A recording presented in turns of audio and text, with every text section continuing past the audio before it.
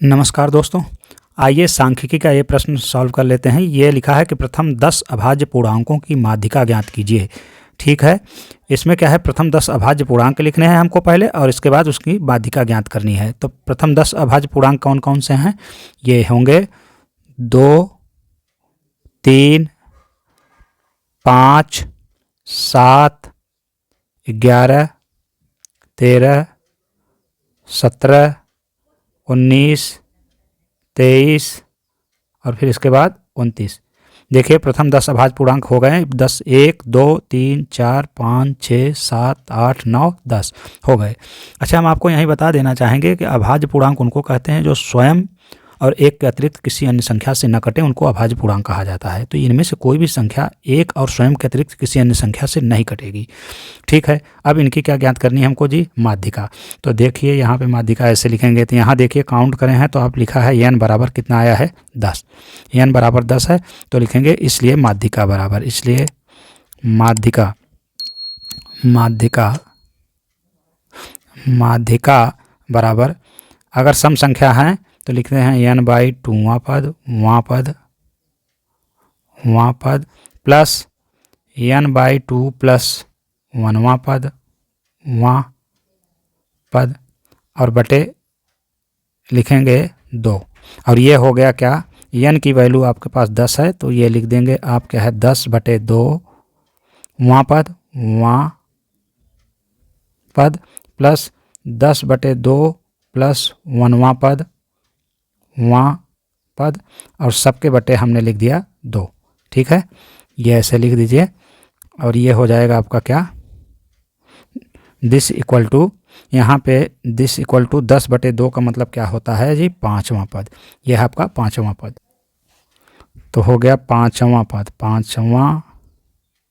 पद प्लस ये 5, 10/2 का मतलब 5 होगा और प्लस 1 तो ये हो जाएगा 6वां पद और सबके बटे क्या? 2। और दिस इक्वल टू ये हो जाने वाला है 5वां पद। आप ऊपर से देख लीजिए काउंट करके, तो यहाँ पे देखिए 1, 2, 3, 4, 5, 5वां पद 11 है और 6वां पद 13 है यहाँ पे।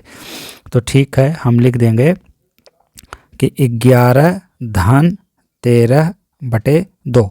अब इन सबको अगर हम जोड़ देंगे तो आप ये लिख दीजिए दिस इक्वल टू, ये आ जाएगा 24 और बटे 2 और इसका आंसर हो जाएगा 2 से भाग दे देंगे तो 12।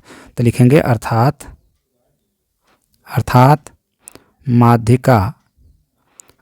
माध्यिका बराबर क्या आया है जी? 12। यही अभिष्ट आंसर है। सवाल एक बार फिर से देख लीजिए, ये क्या कहा था? प्रथम 10 अभाज्य पूर्णांकों की माध्यिका। ठीक है, आइए दूसरा प्रश्न सॉल्व कर लेते हैं। लिखा कि यदि n प्रेक्षणों x1, x2, x3 ऐसोयान xn का समांतर माध्यम है, तब प्रेक्षणों k x1, k x2, k x3 ऐसोयान k xn जहाँ k ≠ 0 का समांतर माध्य ज्ञात कीजिए। तो ठीक है, सबसे पहले हम क्या करते हैं जी? इसका समांतर माध्य निकाल लेते हैं n प्रेक्षणों का। तो हम लिखेंगे, देखिए n प्रेक्षणों का समांतर माध्य बराबर क्या हो जाएगा? इनको जोड़ेंगे हम, ये लिखेंगे x1 plus x2 plus x3 plus s1 plus xn upon n। यहाँ पे हमारे पास समांतर माध्यम दिया है तो इसको हम इस प्रकार से लिख देंगे कि this implies that x1 plus x2 plus x3 plus s1 plus xn upon n, this equal to हो जाएगा m। This is equation number first. पुनः फिर से हम निकालते हैं कि इन प्रेक्षणों का समांतर माध्य। तो हम लिखेंगे पुनः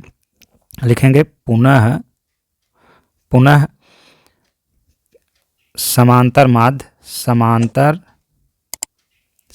माध्य बराबर क्या लिखेंगे? इन वालों का, यह है k x1 तो लिखेंगे k x1 plus k x2 plus k x3 plus s1 plus k xn, सबके बटे हमने क्या लिख दिया जी? n। तो दिस इम्प्लाइज दैट, हम क्या कर लेंगे यहाँ पे थोड़ा सा कॉमन ले लेंगे ये k, तो ये आ जाएगा क्या ब्रैकेट में x1 plus x2 plus x3 plus s1 xn और सबके बटे क्या हो जाएगा n। अब आप देखिए यहाँ से आप मैच कराइए, यहाँ से आप ये देखिए तो ऊपर समीकरण का एक वाला भाग है, ये देखिए यहाँ से ये वाला इतना बराबर क्या है जी m। तो आपको क्या करना है, दिस इक्वल टू आप लिख देंगे कि दिस इक्वल टू आप लिख देंगे ये के तो पहले से रहेगा और यहाँ पे इसकी वैल्यू क्या हो जाएगी m, और यहीं लिख देंगे समीकरण 1 से, समीकरण 1 से। अर्थात क्या है, हमसे पूछा था कि इतने का समांतर माध्य ज्ञात कीजिए, तो इसका समांतर माध्य क्या हो जाएगा जी Km। आशा करते हैं आप समझ पाए होंगे और मिलते हैं अगले वीडियो में। तब तक लीजिए नमस्कार और प्लीज़ चैनल को सब्सक्राइब और वीडियो को लाइक करना ना भूलिए। धन्यवाद।